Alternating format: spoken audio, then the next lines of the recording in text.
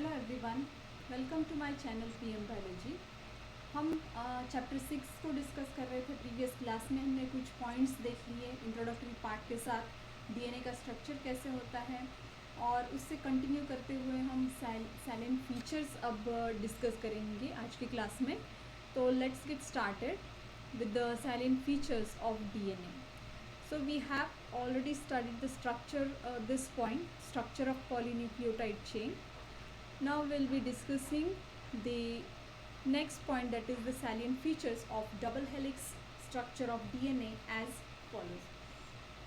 It is made up of, पहला point क्या है? It is made up of two polynucleotide chains where the backbone is constituted by sugar phosphate and the base is project inside. अब यहाँ पे दिया क्या है देखो, जो डीएनए है अपना वो कैसे बना है। डीएनए का जो बैकबोन है वो एक दो चीज़ों से बना है, that is phosphate and sugar. तो इन दोनों को मिला के हम बैकबोन बनाते हैं, या फिर इन दोनों का मिला के बैकबोन डीएनए का बनता है। और बीच में जो स्टेप्स होंगे वो किस चीज़ के होंगे? नाइट्रोजनस बेसिस के बने हुए होंगे, ठीक है। उसमें हमने देखा था कि प्यूरिन्स है, pyrimidines है, okay. Then coming to the next point, the two chains have anti-parallel polarity. तो anti-parallel polarity है दोनों भी chains की। एक अगर एक जो chain है वो 5' end to 3' end को रन कर रहा है, तो दूसरा जो chain होगा, दूसरा जो chain होगा वो उससे opposite रहेगा, that is it is anti-parallel to the first one, so it will be running from 3' end to 5' end. Okay, so these two chains are anti-parallel to each other. Okay, then the bases of in the two strands are paired through hydrogen bonds forming base pairs. So BP मतलब base pairs, और ये जो base pairs होंगे इनके बीच में कौन से bondings present होंगे? हाइड्रोजन बॉन्ड्स प्रेजेंट होंगे। ओके, नाइट्रोजनस बेसिस जो है जैसे कि adenine, guanine, cytosine, thymine and in case of RNA it is uracil. So all these nitrogenous bases are they have hydrogen bonds in between. Okay, then the adenine forms two hydrogen bonds. अब इसमें जो adenine है उसके बीच में adenine and thymine, उसके बीच में कौन से होंगे? दो. कितने हाइड्रोजन बॉन्ड्स प्रेजेंट होंगे? दो हाइड्रोजन बॉन्ड्स प्रेजेंट होंगे. And opposite strand and vice versa, मतलब अगर अपोजिट स्ट्रैंड पे अगर हमें थाइमिन है तो उसके साथ जुड़ेगा एडेनिन, और दोनों में भी सेम टू बॉन्ड्स प्रेजेंट होंगे. Similarly guanine is bonded with cytosine with 3 bonds, 3 hydrogen bonds. तो ग्वानिन का जो बॉन्डिंग रहेगा वो साइटोसिन के साथ रहेगा और वो 3 हाइड्रोजन बॉन्ड्स के साथ रहेगा. अगर अपोजिट एंड में साइटोसिन है तो फिर ग्वानिन से ही वो जुड़ा रहेगा. तो ये फिक्स है. Okay, they always bound. If we take adenine, it binds with or it forms bond with the thymine, and guanine forms bond between the cytosine. This is fixed. As a result, always a purine comes opposite to pyrimidine. तो यहाँ पे purine जो है वो opposite रहेंगे pyrimidine से. So यहाँ इस एक strand पे अगर purine है तो दूसरे strand पे always pyrimidine होगा. This generates approximately uniform distance between the two strands of the helix. तो इस चीज़ की वजह से क्या होता है, इनमें जो डिस्टेंस बना रहेगा वो मेंटेन होगा, या फिर सेम डिस्टेंस यहाँ पे रहेगा. The two chains are coiled in a right-handed fashion. तो ये दोनों भी chains है वो किस साइड रहेगा, मतलब राइट हैंडेड रहेंगे. ये राइट साइड में उसकी फोल्डिंग रहेगी. ओके, कॉइलिंग रहेगी. Coiling in a right handed fashion. The pitch of the helix is 3.4 nanometre. तो 3.4 नैनोमीटर उसका पिच रहेगा, मतलब एक जो उसका टर्न रहेगा, एक कॉइलिंग रहेगी, वो उसका अगर मेजरमेंट निकालेंगे हम तो that is 3.4 nanometre. A nanometre is 1 billionth of a meter. अगर नैनोमीटर क्या है, उसका मेजरमेंट क्या है, वो भी यहाँ पे दिया है। तो it equals to the nanometre is 1 billionth of a metre, that is 10⁹ metre. अगर नैनोमीटर मीटर में कन्वर्ट करना है तो हमें 10⁹ मीटर होगा वो, okay. 1 nanometre is equal, and there are रफली 10 base pairs in each turn. तो यहाँ पे एक टर्न कंप्लीट, एक टर्न में आपको कितने बेस पेयर्स मिलेंगे? 10 बेस पेयर्स मिलेंगे। Consequently the distance between a base pair in a helix is approximately 0.34। तो एक जो टर्न होगा वो उसका डिस्टेंस जो होगा वो 0.34 नैनोमीटर्स रहेगा, okay. Distance between a base pair in a helix, तो एक बेस पेयर, ये एक बेस पेयर है, see this is the one base pair and this is another base pair. So यहाँ पे एक है थायमिन और ये एडेनिन, इसमें जो डिस्टेंस रहेगा वो कितना रहेगा? 0.34 nanometre, right. The plane of one base pair stacks over the other in double helix. This, in addition to hydrogen bonds, confers stability of the helical structure. The plane of one base pair stacks over the other. एक का जो base pair है उसका जो plane रहेगा वो stack करेगा over one the other in the double helix. This, in addition to hydrogen bond, confers the stability of the helical structure. तो इसकी वजह से एक तरह की स्टेबिलिटी उसमें आती है। Compare the structure of purine and pyrimidine. अगर प्यूरिन एंड pyrimidine का स्ट्रक्चर आप कंपेयर करते हो तो यहाँ पे आपको क्या दिखेगा कि जो प्यूरिन्स हैं वो हेक्सागोनल रहेंगे और pyrimidines है वो पेंटागोन्स रहेंगे। Can you find out why the distance between two polynucleotide chains in DNA remains almost constant? ये फाइंड आउट आपको करना है, ये स्टूडेंट्स के लिए क्वेश्चन है कि क्यों distance, why the distance between two polynucleotide chains in DNA remains almost constant? तो कांस्टेंट क्यों रहता है डीएनए के बीच का जो डिस्टेंस है polynucleotide chains in DNA remains always constant. The proposition of a double helix structure for DNA and its simplicity in explaining the genetic implication became revolutionary. Very soon Francis Crick proposed the central dogma in molecular biology, which states that the genetic information flows from DNA to RNA to protein. तो यहाँ पे Francis Crick इन्होंने propose किया था central dogma of molecular biology. What it states that the genetic information flows from DNA to RNA and then from RNA to protein. Means अगर protein को synthesise करना है तो ये प्रोसेस के थ्रू उसको जाना पड़ता है. डीएनए का फॉर्मेशन प्रोटीन में होता है लेकिन इंटरमीडिएट प्रोडक्ट जो होता है वो एमआरएनए होता है ऑलवेज. ओके, तो यहाँ पे डायग्राम में दिया है, एक लाइन डायग्राम है. यहाँ पे आपको क्या दिया है, फर्स्टली ये डीएनए प्रेजेंट है. So this DNA, this is the DNA which converts into mRNA. ये फॉर्म करेगा एमआरएनए को और इस प्रोसेस को क्या बोलते हैं, ट्रांसक्रिप्शन बोलेंगे. और उसके बाद ये जो एमआरएनए है ये ट्रांसलेट होता है प्रोटीन में. अगर प्रोटीन सिंथेसिस का प्रोसेस आप देखें तो आपको क्या देखना पड़ेगा कि डीएनए का स्ट्रक्चर जो है, डीएनए जो है वो एमआरएनए फॉर्म करता है firstly, that is called transcription, and later on this mRNA converts into protein, that is called translation, and that is nothing but our central dogma in molecular biology. So it is stated by Francis Crick, okay, proposed by Francis Crick. तो यहाँ पे इस diagram में आपको दिखा रहे हैं double stranded polynucleotide chain. तो यहाँ पे देखिए आप एंटी पैरेलल नेचर इसका दिख रहा है DNA का. This is the one strand of DNA and this is another strand of DNA. You can see here is the 5 prime end and 3 prime end, whereas here there is 3 prime end and here is the 5 prime end.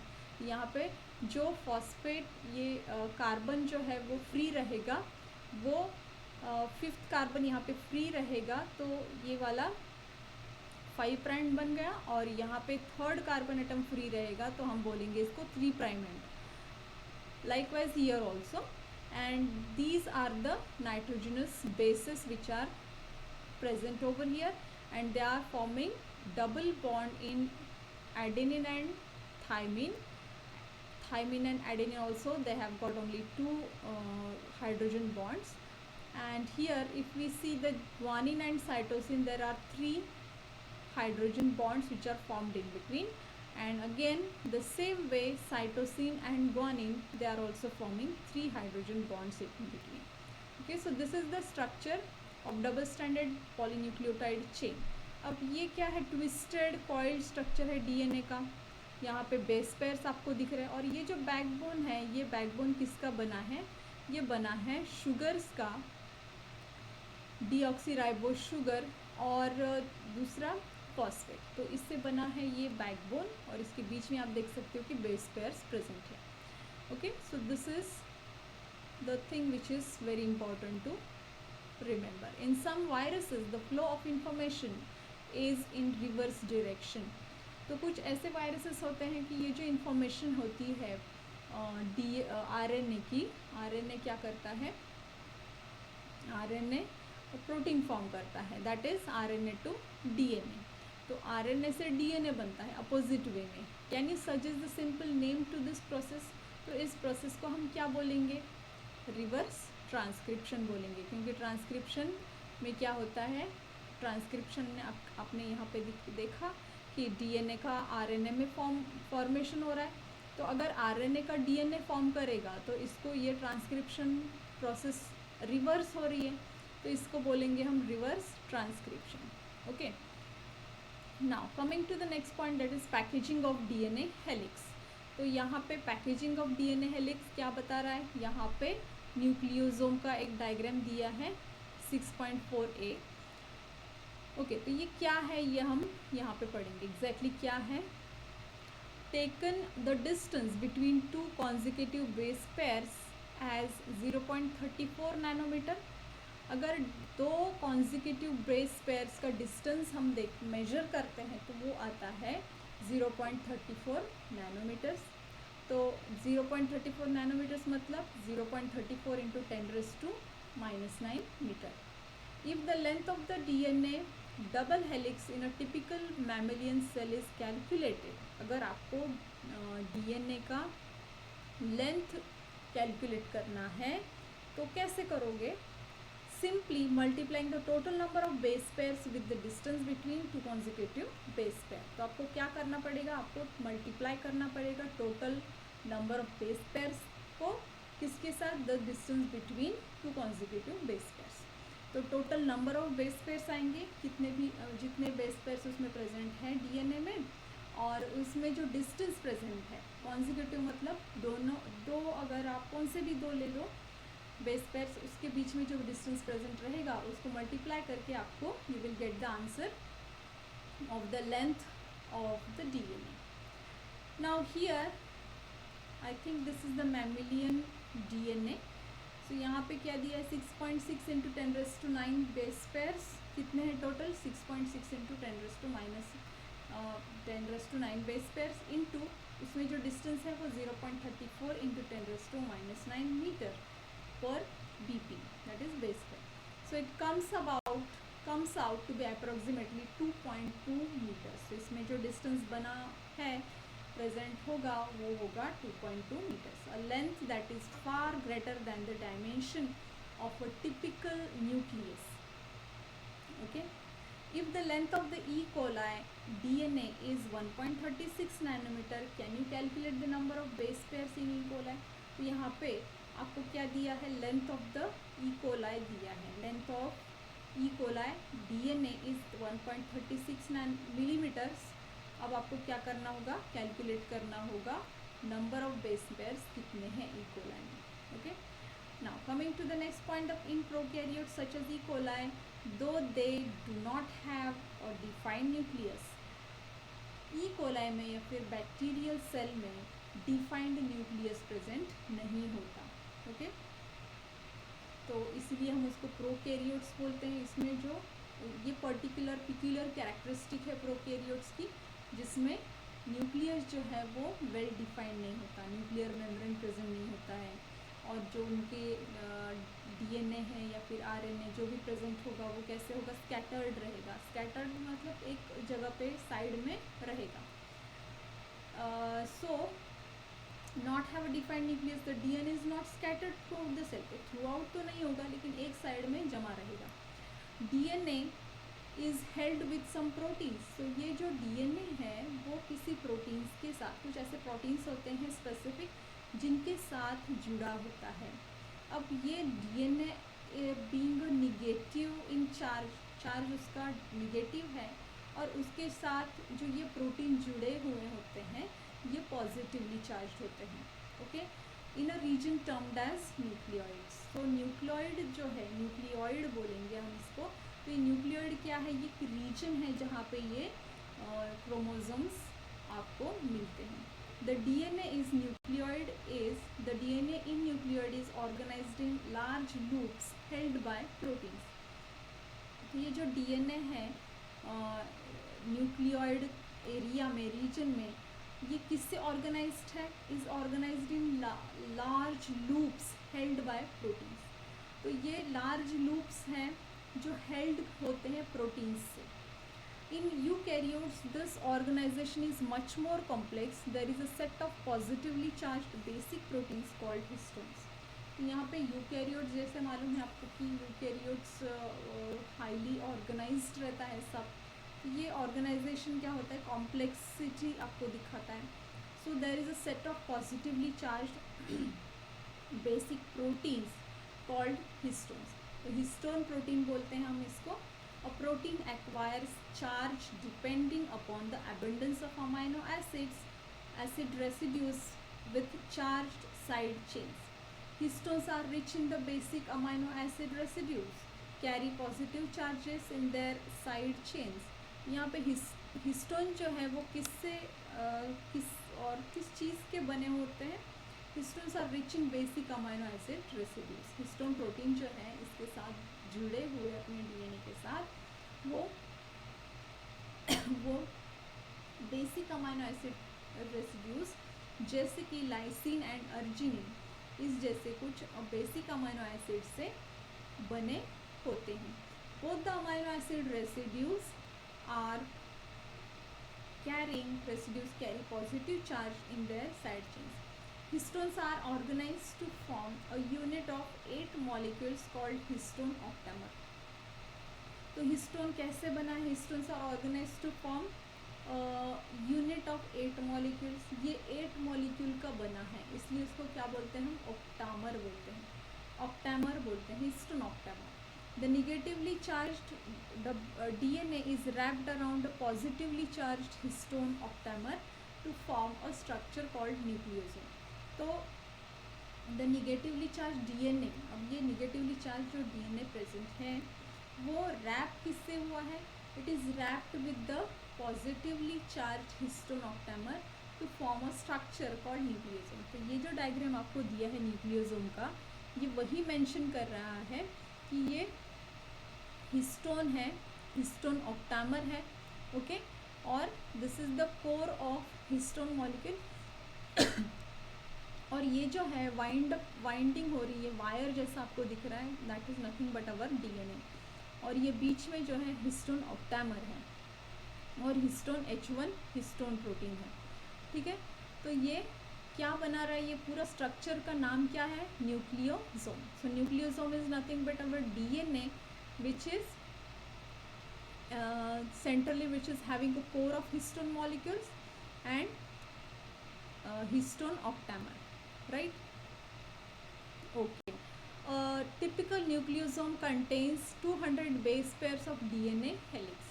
अगर आप typical nucleosome को देखेंगे तो इसमें कितने base pairs होंगे, 200 base pairs of DNA helix. Nucleosome constitute a repeating unit of a structure in nucleus called chromatin. Nucleosome constitute a repeating unit of a structure in nucleus called chromatin. तो nucleosome में nucleosome किससे बना है, repetitive unit है इसमें जो आपको nucleus में दिखेगा मिलेगा, that is chromatin. Thread like stained और coloured body seen in the nucleus. जो थ्रेड लाइक स्ट्रक्चर्स दिखते हैं आपको न्यूक्लियस में, वो ऑब्वियसली क्या होते हैं, chroma means coloured, and chromatin बोलेंगे हम इसको, ठीक है।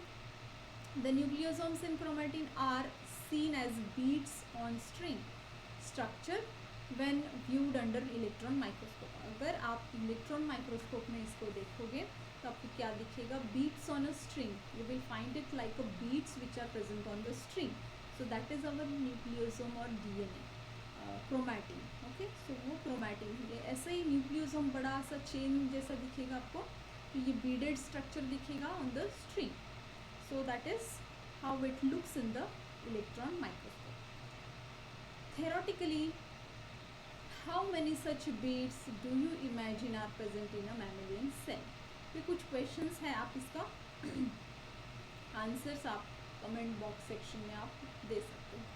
The beads on string structure in chromatin is packaged to form chromatin fibers that are further coiled and condensed at metaphase stage of cell division to form chromosome। तो ये जो beaded structure है, beads on string structure in chromatin is packaged to form chromatin fibers that are further coiled and condensed at metaphase stage of cell division to form chromosome। तो ये condense होते जाते हैं, जब सेल डिवीजन होता है तब ये कंडेंस होकर क्या करते हैं, क्रोमोसोम फॉर्म करते हैं। The packaging of chromatin at higher levels requires additional set of protein that are collectively referred to as non-histone chromosomal proteins। तो इसके एडिशन में, किस चीज़ के एडिशन में, हिस्टोन के एडिशन में और कुछ प्रोटीन्स ऐसे प्रेजेंट होते हैं जो पैकेजिंग के लिए बहुत हेल्पफुल होते हैं, ओके, डीएनए के पैकेजिंग के लिए। of higher level requires additional set of proteins that are collectively known as non-histone protein। तो कुछ non-histone protein भी यहाँ पे होते हैं for the sake of packaging of the DNA material। In a typical nucleus, some region of chromatin are loosely packed। तो अगर हम इसको carefully observe करें न्यूक्लियस को, in a typical nucleus some region of the chromatin what you find it is loosely packed. तो loose packaging आपको दिखेगा, और ये स्टेन भी बहुत लाइटली करता है, इसका स्टेनिंग जो होता है वो लाइट स्टेन होता है। And are referred to as euchromatin. तो यू क्रोमैटिन किस चीज़ को बोलेंगे, जहाँ पे पैकेजिंग लूज है और स्टेनिंग भी लाइट है। The chromatin that are more densely packed and stains dark are called as heterochromatin। तो इसका अपोजिट आएगा, हाईली पैक्ड रहेगा, डेंसली पैक्ड रहेगा, और स्टेन भी ज़्यादा कर देगा, ये स्टेनिंग भी ज़्यादा होगी इसमें। तो ये दो अलग अलग पार्ट्स आपको सेपरेटली दिखेंगे on the basis of its packaging and secondly on the basis of staining. So the part which is loosely packed and shows very light staining, it is called euchromatin, and the part which is densely packed and shows darker staining, that is called heterochromatin। Euchromatin is said to be transcriptionally active chromatin। ये बहुत ही important lines है, ये आप note down कर लो, और आप यहाँ पे यूक्रोमेटिन का जो है स्ट्रक्चर, यूक्रोमेटिन जो है वो ट्रांसक्रिप्शनली एक्टिव एरिया है, एक्टिव पार्ट है ट्रांसक्रिप्शन के लिए, तो ये यूक्रोमेटिन है, और हेट्रोक्रोमेटिन इनएक्टिव पार्ट है, ओके। तो ये इतना पार्ट हमने कवर कर लिया आज की क्लास में। नेक्स्ट क्लास में हम the search for genetic material इसको डिस्कस करेंगे। तब तक के लिए good bye, take care, thank you so much.